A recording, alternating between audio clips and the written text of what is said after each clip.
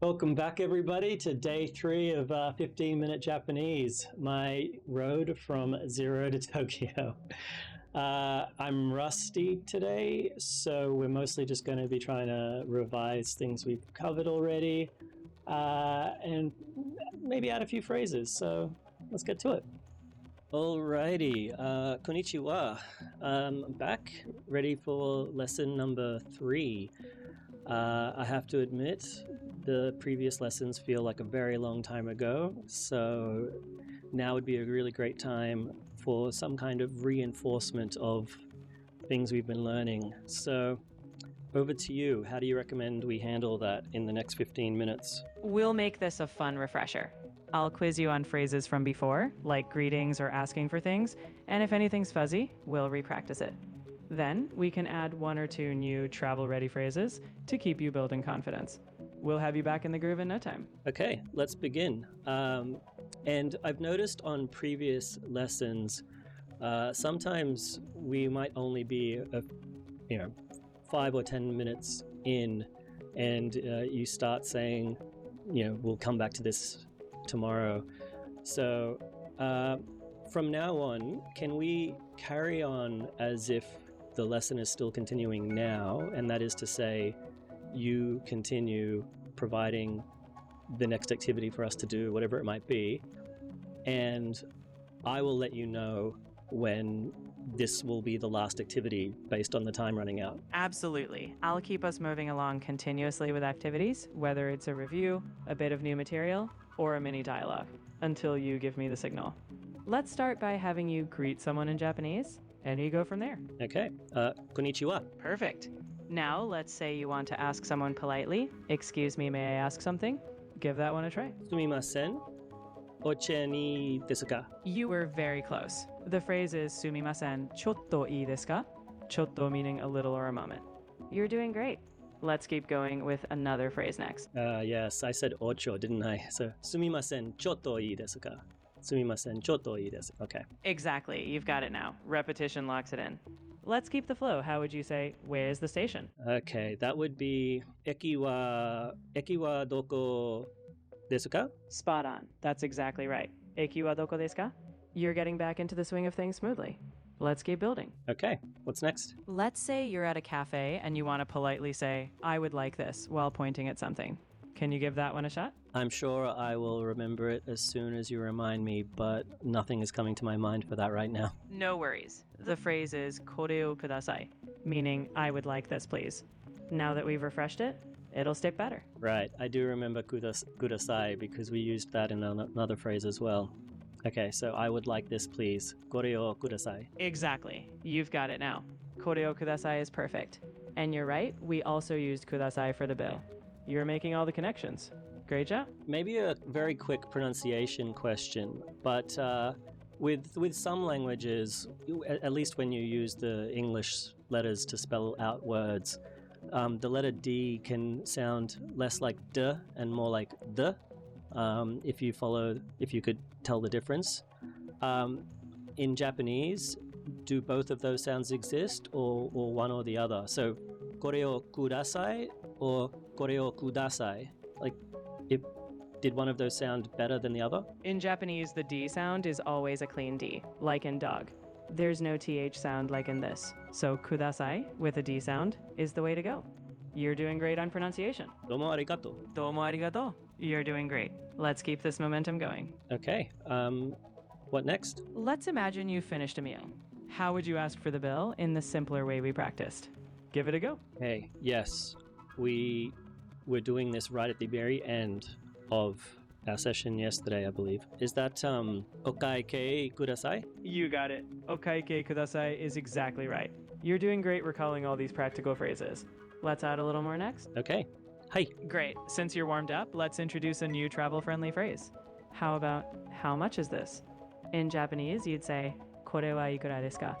But don't worry, we'll break it down if you like. Okay, well, I can possibly attempt to break that down already. I have the benefit of seeing the transcript of what you just said. It was a bit quick, so if we had just been speaking, I would ask you to repeat it. But kore, we just used in kore o kudasai, if I'm not mistaken.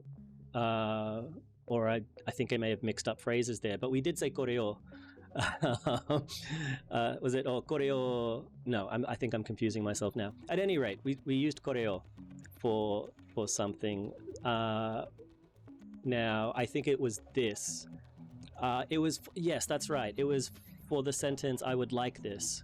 So I think we said koreo. Yeah, koreo kudasai. So I would like this, please. Now kore here must mean this again. Wa, you said, was referencing the subject. So like, what is this sentence about was wa. And then ikura is the new word because desuka just means politely asking. So ikura here must mean amount. Is that fair? Is that all accurate? Yes, you've got it. Kore means this, wa marks the topic, ikura means how much, and desuka makes it a polite question.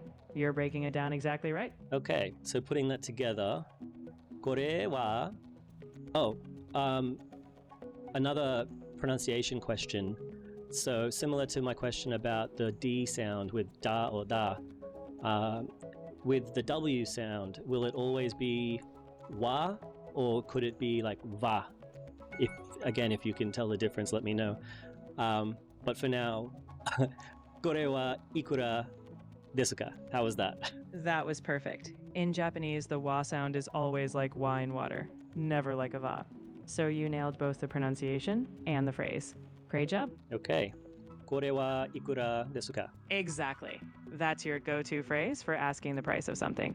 You've got all these building blocks now, and you're sounding confident. Oh, I can mention now, since you did mention, since you brought up asking how much something costs, I do remember learning the basic numbers when I was a kid.